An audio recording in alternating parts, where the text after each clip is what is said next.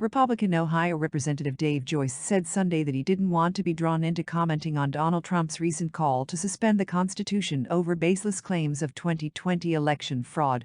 Joyce, the chair of the Republican Governance Group, a centrist group in the House, was asked by ABC This Week anchor George Stephanopoulos to respond to Trump's post on Saturday on his Truth Social platform.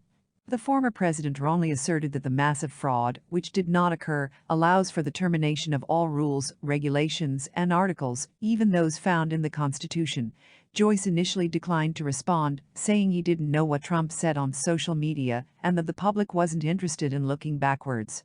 But Stephanopoulos pressed further, and Joyce ultimately said that Trump's comment should be taken in context, but that it wouldn't prevent him from supporting Trump if he ends up winning the nomination. "It's early. I think there's going to be a lot of people in the primary.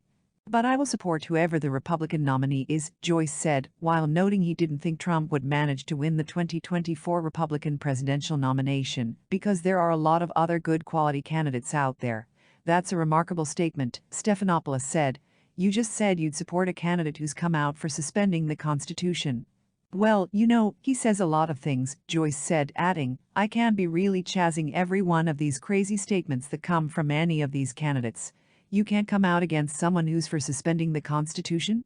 Stephanopoulos pushed back once again. "He says a lot of things, but that doesn't mean that it's ever going to happen. So you got to separate fact from fantasy, and fantasy is that we are going to suspend the Constitution and go backwards. We are moving forward," Joyce said. Elsewhere in the interview, he told Stephanopoulos that with a newly won Republican majority in the House, the group that he leads will focus on kitchen table issues. In July, Joyce was unanimously elected chair of the Republican Governance Group, which he has said is hellbent on breaking through Washington's dysfunction.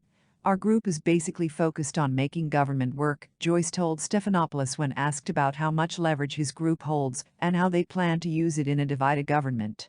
"We are not the people who you see on TV every week talking about issues that aren't germane to what the people are feeling at home." Joyce cited the education system, gas prices, and how inflation was driving up the cost of living, all similar to what incoming House Democratic leader Hakeem Jeffries mentioned in his own appearance on This Week on Sunday. "What are the specific pieces of legislation you can work on together?" Stephanopoulos asked Joyce. "We have to set a budget, and then we have to do the appropriations process," he said. "You all talk about different things, but at the end of the day, we are going to do our job and put 12 appropriations bills out there." Joyce sits on a subcommittee of the House Appropriations Committee responsible for funding the federal government. He said the spending bills in a Republican House will be lower than what's happened in the last 4 years.